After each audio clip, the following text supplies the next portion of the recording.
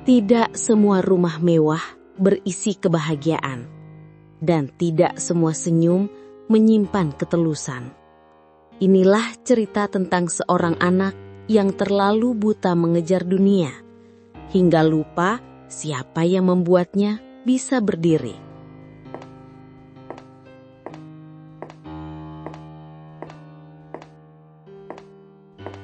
Mas, kamu pulang juga akhirnya. Udah malam. Aku sampai khawatir mikirin kamu lembur terus. Lembur nggak lembur, kerjaan tetap numpuk. Aku tahu kamu capek, tapi setidaknya makan dulu, Mas. Biar kamu gak sakit. Udah nanti aja, aku mau mandi.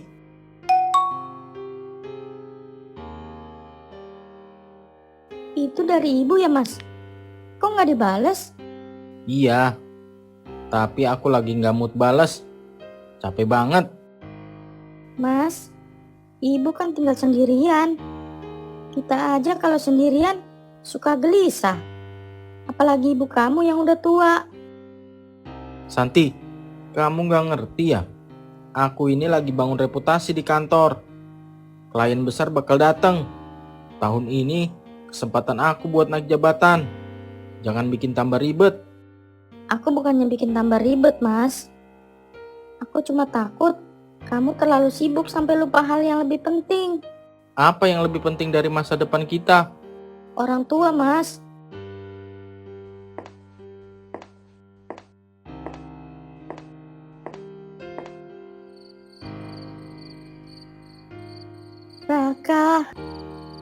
Raka sekarang udah besar. Sudah jadi orang sukses. Ibu bangga banget sama kamu, Nak. Kalau dia nggak sempet pulang, nggak apa-apa. Yang penting dia sehat. Besok ibu coba masakin sayur kesukaan Raka. Siapa tahu dia mau mampir ke rumah ini. Begitulah hati seorang ibu. Meski dicampakkan, ia tetap memikirkan anaknya daripada dirinya sendiri.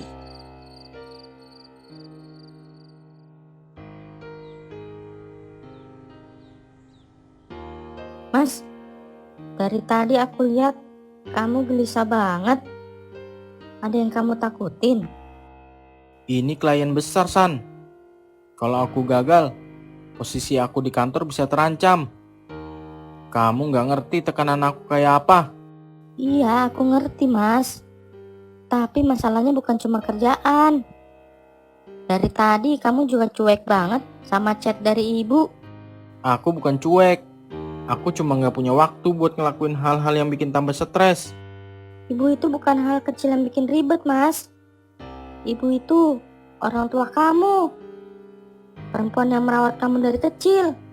Udahlah, San. Jangan bawa-bawa ibuku dulu. Aku lagi nggak mau bahas itu.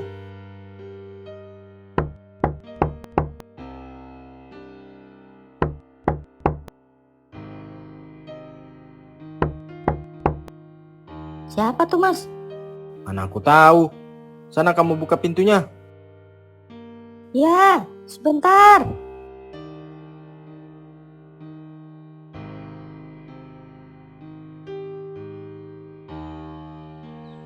Assalamualaikum, Santi. Waalaikumsalam. Ibu. Maaf ya, ibu datang mendadak. Tadi ibu sekalian lewat. Pengen mampir lihat kalian berdua. Sudah 2 minggu ibu gak dengar kabar dari Raka. Bu, aku kan sudah bilang. Kalau mau datang itu, bilang dulu. Iya, Nak. Maaf ya. Ibu udah coba telepon kamu dari tadi, tapi gak ada respon. Ibu cuma kangen sama kamu. Ini, ibu udah bawain makanan. Aku sama Santi sudah makan, Bu. Lagian, aku udah terbiasa makan makanan yang lebih enak. Oh alah, ya sudah, gak apa-apa. Ibu cuma khawatir kamu kecapean sampai lupa makan. Begitulah hati seorang ibu. Meski sering disalahpahami, ia tetap datang membawa cinta, walaupun anaknya mulai menjauh.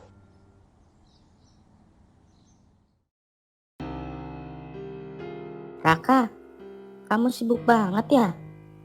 Udah lama kamu gak main ke rumah ibu. Di rumah rasanya sepi banget. Bu, aku bener-bener lagi sibuk sama kerjaan di kantor. Apalagi besok banyak tamu penting yang datang. Jadi rumah ini harus rapi dan bersih. Ibu ngerti, kamu sekarang hidupnya jauh lebih bagus dari ibu.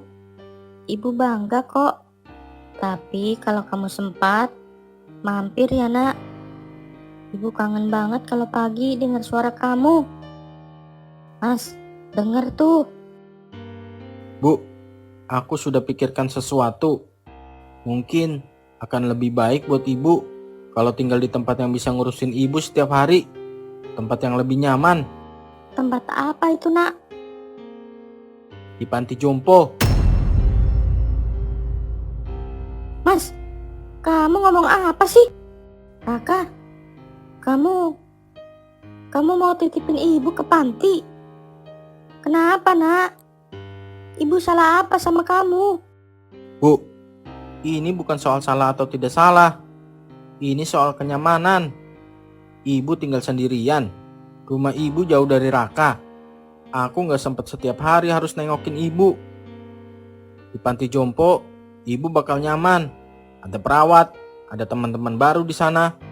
Tapi ibu masih bisa ngurus diri sendiri nak. Ibu masih bisa masak, bisa jalan, bisa bersih-bersih. Ibu cuma pengen deket sama kamu. Ini juga bukan soal dekat atau jauh, Bu. Ini soal harga diri. Kantor aku sering ngundang klien ke rumah. Aku gak mau ada hal-hal yang bikin mereka... Yang bikin mereka apa mas? Malu sama ibu? Gitu maksud kamu? Aku cuma gak mau mereka lihat ibu yang berpenampilan kampungan kayak begini. Jadi kamu malu punya ibu seperti ini nak? Ibu yang dulu masakin kamu setiap hari. Ibu yang dulu pinjam uang sana sini untuk biaya kamu sekolah. Udah deh Bu, gak usah bahas-bahas masa lalu. Ibu gak pernah minta apa-apa sama kamu selain waktu kamu. Tapi kalau emang itu yang bikin kamu senang, ibu ikut aja nak. Bu, jangan ngomong begitu. Ibu gak salah. Lidah seorang anak kadang lebih tajam dari pisau. Dan malam itu, hati seorang ibu hancur berkeping-keping, bukan oleh orang lain, melainkan oleh darah dagingnya sendiri.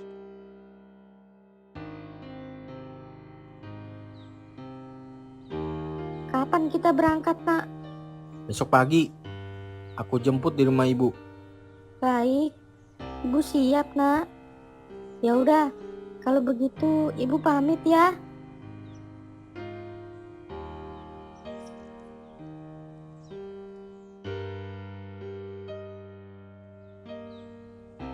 Hari-hari pertama di panti jompo adalah ujian terbesar bagi hati seorang ibu. Apalagi Ibu Ratna yang selalu berharap bahwa anaknya akan selalu menganggapnya rumah.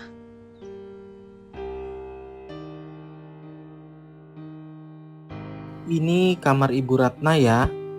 Ada ranjang, lemari kecil. Kamar mandi ada di sebelah sana. Kalau butuh apapun, tinggal panggil saya aja. Terima kasih ya nak Bayu. Ibu sebenarnya gak mau ngerepotin. Yang penting ibu bisa tinggal dengan tenang. Loh Bu, panti ini emang tempat untuk kita saling membantu. Saling mengenal satu sama lain. Bukan tempat buangan. Pokoknya ibu jangan khawatir. Iya, ibu tahu. Tapi kan namanya orang tua, rasanya tetap berbeda kalau tidak tinggal dengan anak sendiri.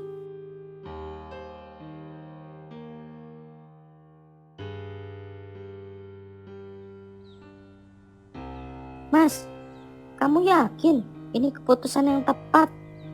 Ibu kelihatan sedih banget tadi. Kamu gak usah mikir yang aneh-aneh. Di sana ibu lebih aman. Kalau di rumah ini, aku gak bisa fokus kerja. Apalagi kamu tahu, rumah kita itu sering kedatangan tamu penting. Coba kamu bayangin, kalau ibu tiba-tiba datang pakai baju jelek, ngomong yang macem-macem, apa kata orang? Kata orang, Mas, itu ibu kandung kamu. Mau penampilannya kayak gimana? Juga tetap ibu kamu. Kamu gak ngerti dunia kerja. Penampilan dan lingkungan itu penting. Ketika hati telah dikuasai rasa angkuh, kebenaran pelan-pelan mati. Raka mengkhawatirkan penilaian orang, tapi melupakan perasaan ibu yang membesarkannya.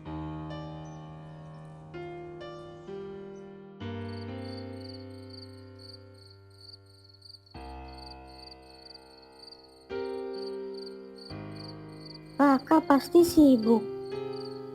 Aku gak boleh banyak menuntut. Yang penting, Raka sehat di sana.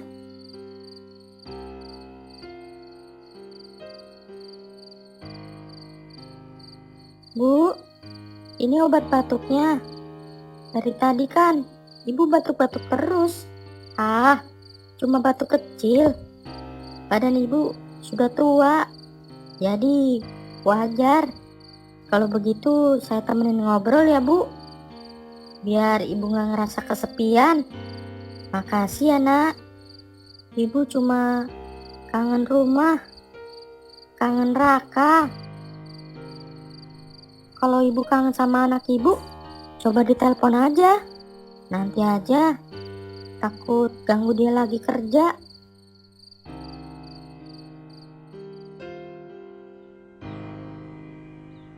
Seminggu berlalu, tidak ada telepon, tidak ada pesan, dan tidak ada kunjungan.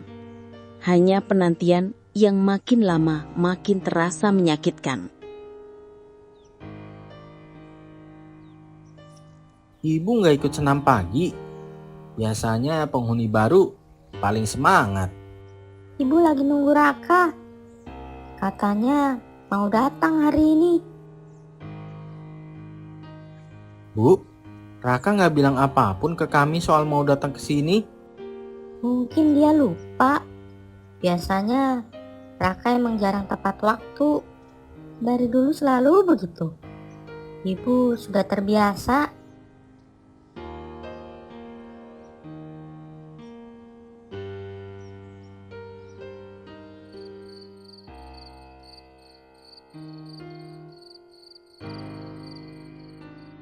Mas, udah sebulan loh kamu gak jenguk ibu sama sekali. Aku masih banyak kerjaan. Klien luar negeri semua ini. Mana sempat jenguk ibu di panti. Mas, ibu itu bukan barang yang seenaknya kamu titipin terus dilupain. Santi, please. Kamu ini makin lama makin ribet. Aku ngurus hidup kita aja udah berat. Jangan kamu tambahin beban. Beban mas, ibu yang lahirin kamu sebut beban. Mas, kayaknya kamu lupa siapa yang dulu kerja siang malam buat sekolahin kamu. Udahlah, pokoknya aku gak mau bahas ini lagi.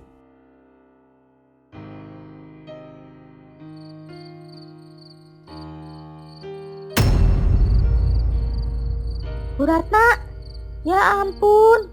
Sini bu, saya bantu. Maaf ya, ibu bikin repot. Nggak apa-apa bu. Ibu seharusnya kan di kamar udah malam begini. Ibu nggak tidur. Ibu masih nunggu Raka. Takut kalau dia datang, ibu nggak ada di sini. Ya sudah bu, tapi jangan terlalu malam ya di sini. Nggak baik ibu kena angin malam.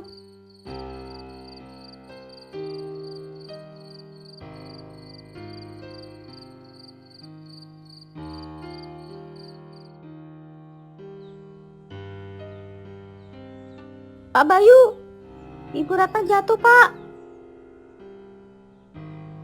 Ya ampun, cepat kita bawa ke klinik.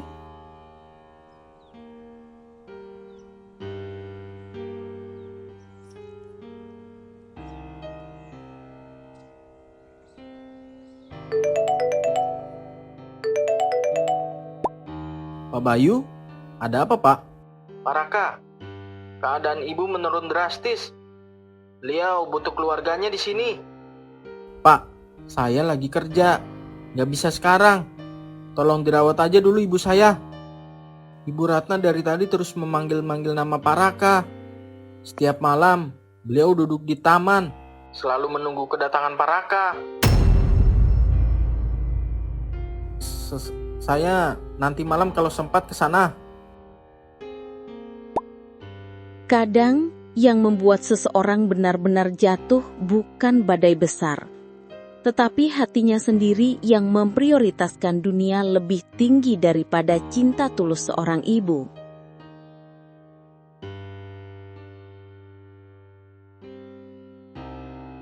Dalam hidup, ada detik-detik yang tak bisa diulang. Dan malam itu, waktu seakan berhenti untuk Raka. Ketika Raka membuka pintu, bukan untuk menemani, tapi untuk melihat apa yang tersisa. Bu, ibu dengar suara Raka, Bu. Ini Raka, Bu. Raka datang, Bu. Anakku, akhirnya kamu datang juga. Ibu takut kamu gak sempat, Nak. Bu, ibu jangan ngomong begitu. Raka udah di sini sekarang, Bu. Maafin Raka ya, Bu. Aku salah. Aku jahat sama ibu. Raka udah keterlaluan. Raka, kamu gak pernah jahat, Nak. Kamu cuma sibuk. Ibu ngerti. Dari dulu kamu selalu kerja keras. Bu, jangan belain Raka, Bu. Aku ini anak durhaka, Bu.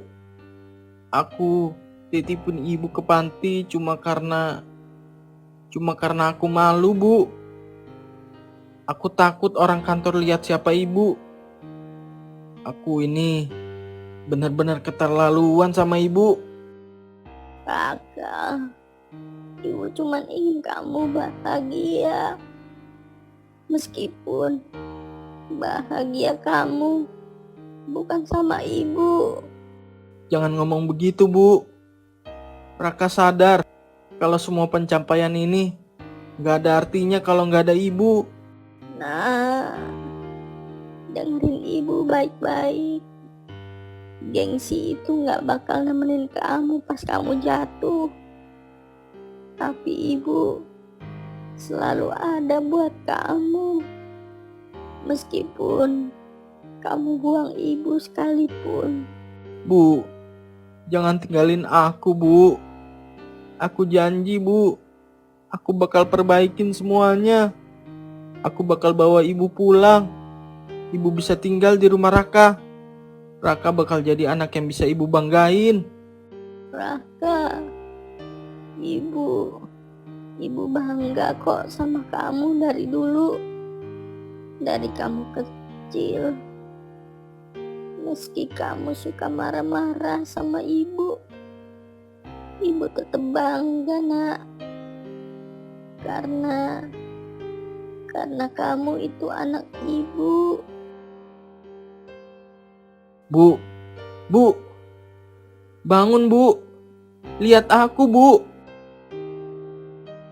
Jangan tinggalkan orang tua demi dunia, Nak. Ibu, jangan tinggalin aku, Bu. Bangun, Bu.